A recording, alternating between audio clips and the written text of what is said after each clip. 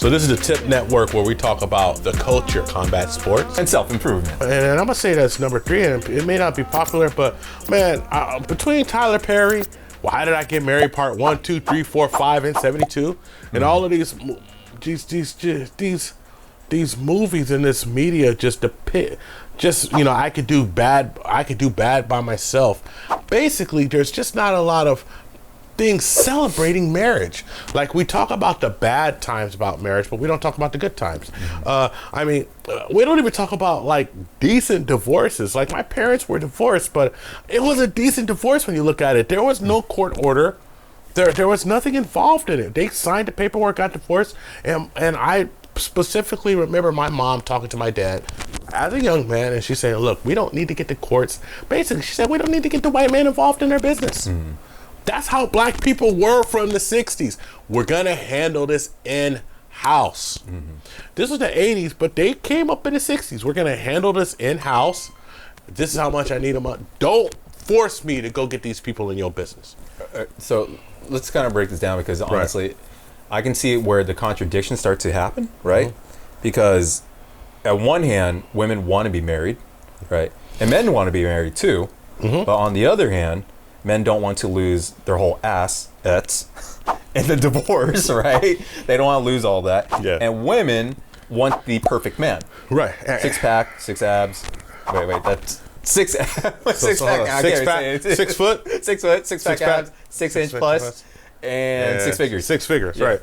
And then let's just be real. I'm not going to settle for women who just won't settle. I'm not going to settle for anything like that. I'm not going to settle. So you mean to tell me that this dude is 6'3", but he ain't got a 6-pack. He makes 6 figures. He packing the meat that you want. He's not going to qualify because he doesn't look a certain way. Right? I mean, we've moved from worried about the content of people to worrying about just superficial assets. So some of it is being portrayed by, like, from what I've noticed from the female aspect, right, is that it's supposed to be the ideal marriage where it's sunshine and rainbows, the ideal love, you're finding your soulmate, your twin flame, but then there's also the material value that comes with the marriage. So there is an obvious, like, contradiction that's happening there. Well, yeah, I mean, there's obvious, like, outlandish expectations. Well, there's an obvious contradiction, outlandish expectations. But here's the deal, right? I don't like.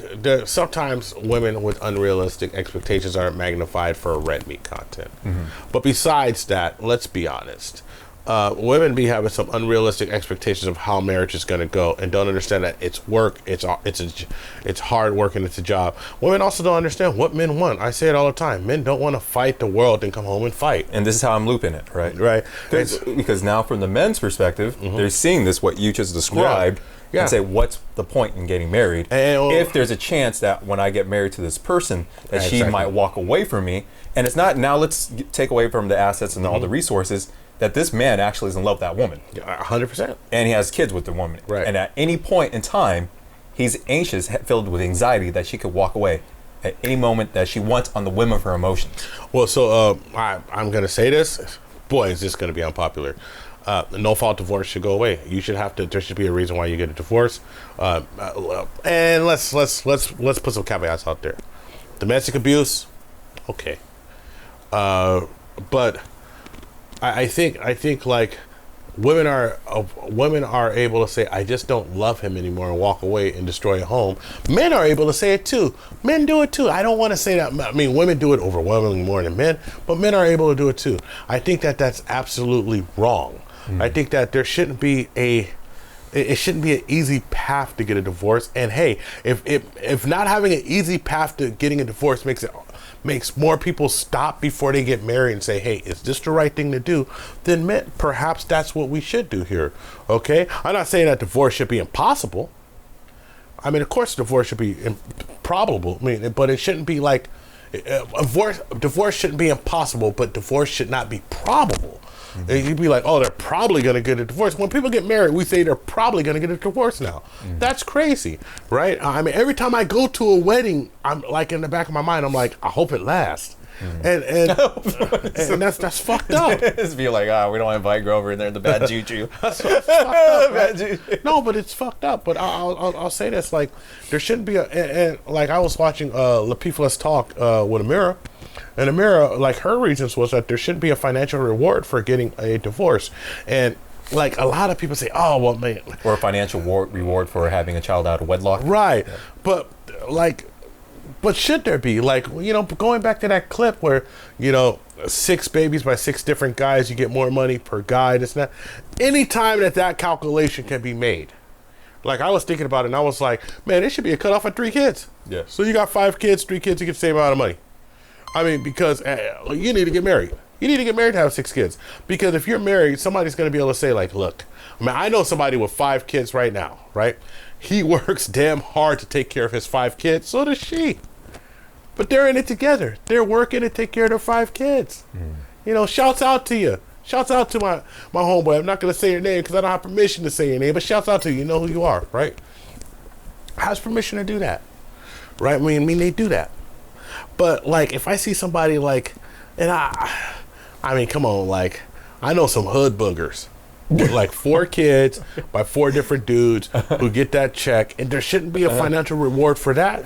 There shouldn't be a financial reward to get married and okay, well, I'm gonna get married and I'm gonna leave, and now, like, this issue right here we just watched, the financial reward, she got $700 a month, or the equivalent to $700 a month more for herself, so she could stay in a social standing. That should be look, it should be illegal for him to pay more money than that.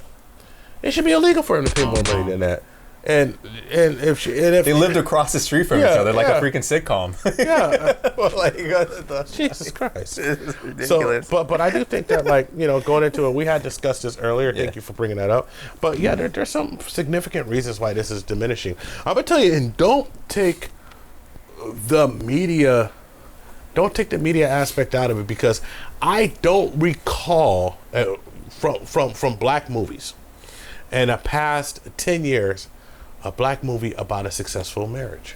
I just don't. Maybe there is. Hey, if it, put it in the comments, I'll watch it. You know, maybe not marriage, but what about Family Matters? I used to love, like, watching that show all the time. It's been off the air for over 10 years.